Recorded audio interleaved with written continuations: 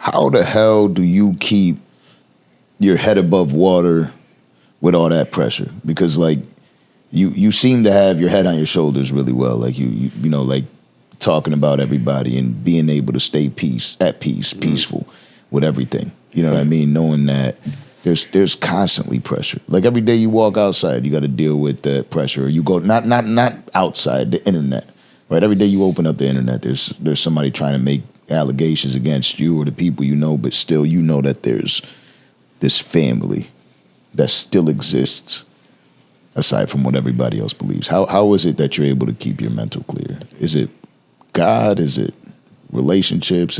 What is it? I think it both.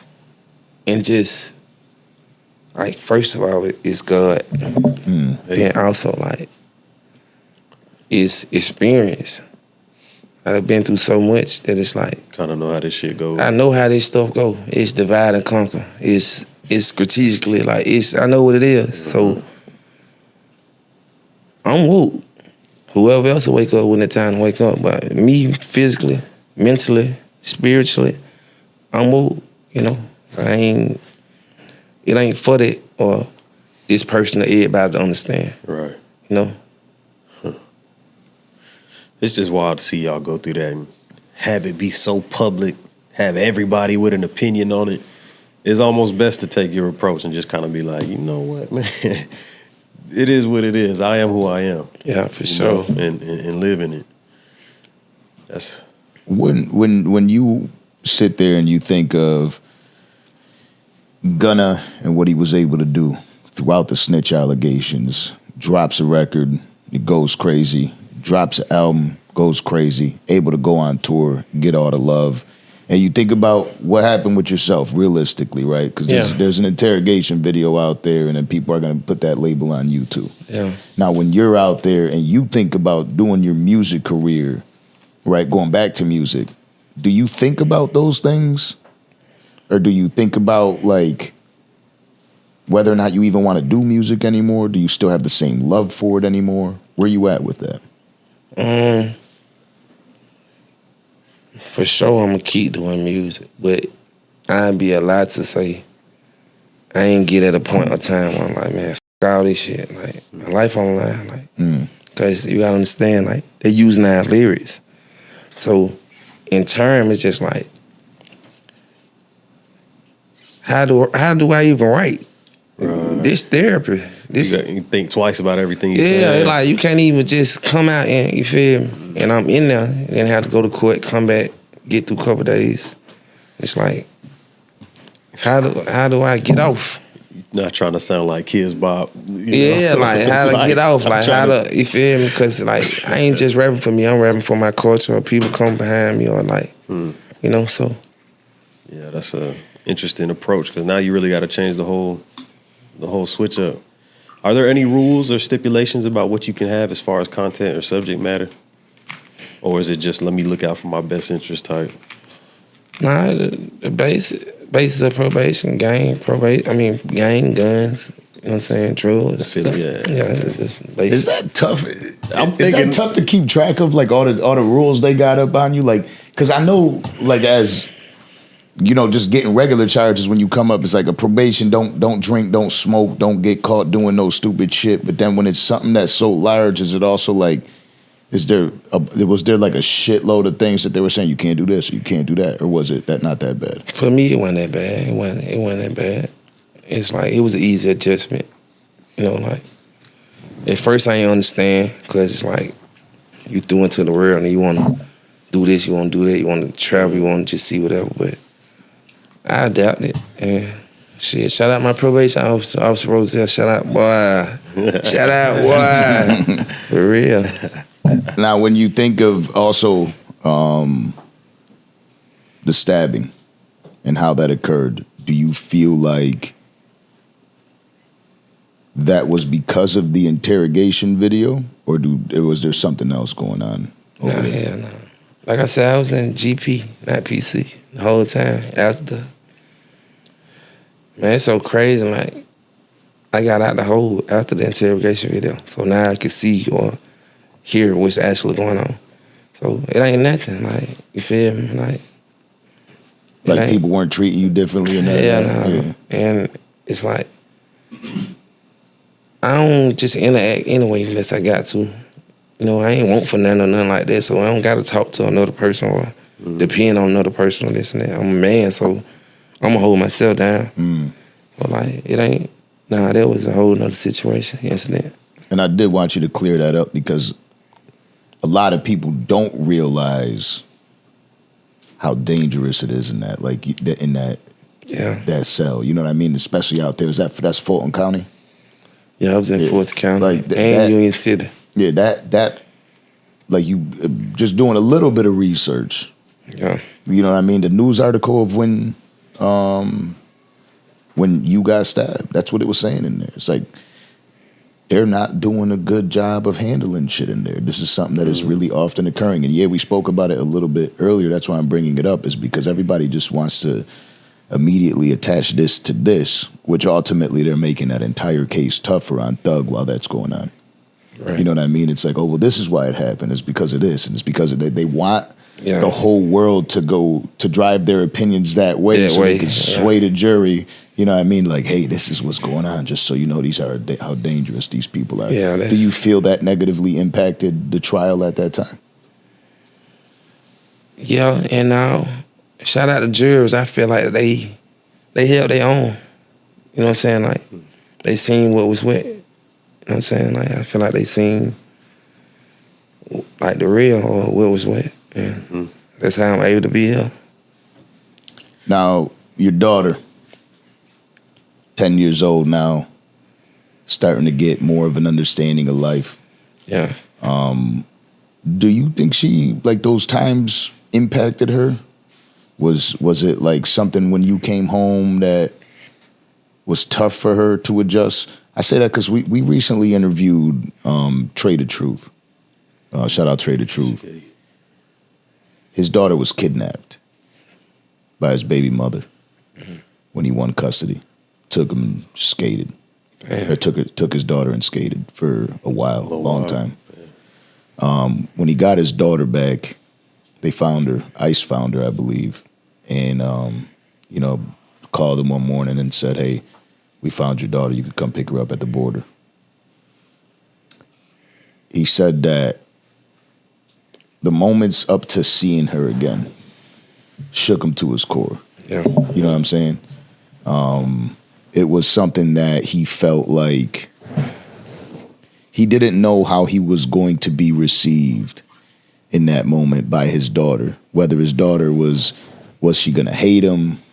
Was she gonna was she gonna be able to love him? Was she gonna be receptive? Was she gonna be nervous? All those things. Did you face that with your daughter, seeing her?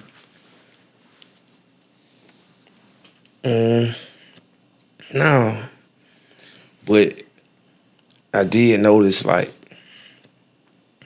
she noticed I wasn't there. And it ain't no more lying once you 10 in all this social media. It ain't no more dad at work or dad in college. Yeah, time starting to make a little bit more Yeah, she's seeing a trial. Yeah, they can ask the tough questions. Yeah, when you come home, what you want for Christmas, baby? I just want you to come home. And stuff like that sunk in, just hit me, right? I gotta get that to her, you know. You getting pictures in the mail for the mail call, and it's like, I need to go home, bro. They don't need to let you get mail. Really? You can't even get mail. This is high security? Yeah, but like you still supposed to be able to get mail. That's what I'm saying. I ain't get no mail. It was no mail. Yeah, that's different. I might have to. Man, can't even get mail, bro. The look is a lot different, when you came out. Was that something that happened because of jail, or did you come out and you were like, it's like, what exactly was the reason for the change of your look? It's my Wicks. Or just like, just growth, development. You know what I'm saying? Like, and don't get me wrong, I miss my Wicks, but like, change. You feel me? Like, I believe in energy. It was a lot of energy in my hair. That's what they say. It was a lot of energy in my hair, bro. Like, and I used to feel it, or I used to be in bad moods, or just like, something off. Just something off. It's something off, and I couldn't understand. And then I talked to one of my spiritual advisors. She had a conversation with me. Actually, my cousin Tunisia, and I just like I was building up on like I'm gonna cut my wits. People like no, that's your image. No, That's your look. Yeah. That's your look. Like, I can grow my hair back, bro. Like I gotta get this stuff up out of me. Yeah. One day, I was talking to my homegirl, Charmaine, and she actually encouraged me, and I just did it. Yeah, I just did it. And did you feel like immediately like the burden was lifted? Immediately. But I kept them with me. I kept them in a bag in my room. And you know, if I needed my reminder or get in the mode or need to write or, you feel me, I go hold them or, you know. And then That sounds like some voodoo shit right there. The way Nah, you just, I just hold him and he just drops a record right there. Boom. Somebody somewhere's doing that, but you never yeah, know. nah, I ain't on that. They say they carry a lot of energy. Anybody I know who ever did chop say, I'm getting rid of a period of time. 10 years of it. You know what I'm saying? I'm just splitting it from my body. And I'm going to keep them, but it's not on me, with me, morning, day, night, in the car, in the plane, and all this. It's like a refreshing new start. Right. Something to look forward to type. Right. Is that part of your Florida roots with the Wicks? Most definitely. Oh, yeah. Most definitely. All my uncles, like growing up, coming back here, all my uncles had Wicks. Big wigs. Everything is so cool, like, but I didn't know how to get my hair like that. Yeah.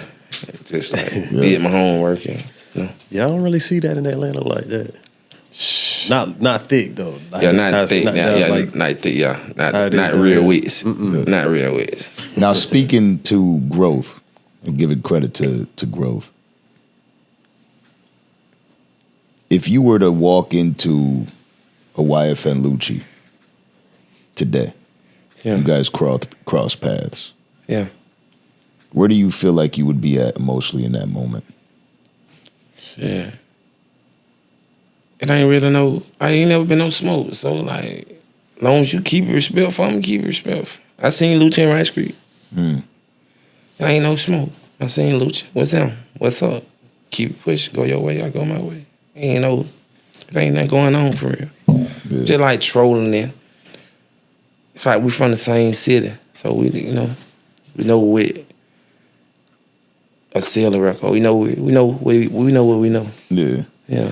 You feel like you, because, we always have that conversation with everyone about staying in their city. That, it's usually your city that holds you back and allows you or forces you to kind of be the old version of yourself opposed to the growth, right? It's 'cause there's always a reminder, somebody that's sitting there saying, no, Yak, this is who you truly are. Yeah. You ain't that. You know what I'm saying?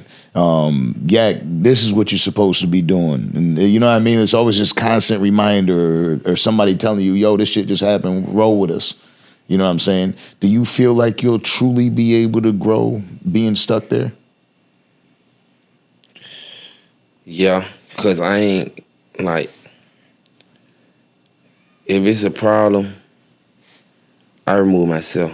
So if I feel like I can't be in this area or that area, shit, it's Georgia big. They ain't say I can't leave Georgia or I can't go to certain places. So, like, I just bought a house for a house, and it's a whole different city out there. But like, I don't come to the city unless I have to, or it just move different. Like I got way more to lose. Oh yeah. You know what I'm saying? I'm way more appreciative for things at this point in life. What are you looking forward to the most now that we back? Just being normal. Yeah, man. Yeah, like right now, I've been recording and doing music, but right now I'm enjoying the small things that actually in turn was the big things. Going to the grocery store, pumping gas. Yeah. You feel me? I can take my daughter on a date every Sunday, and that'd be it for her. You know what I'm saying? I done went to my first field day, and since I was a kid, Right. and I down there wanted to join them. You feel me? Like, especially as an athlete. Like, child can't beat me. Yeah, man. Like, what sound? So like, Stretch the legs. yeah, like, man.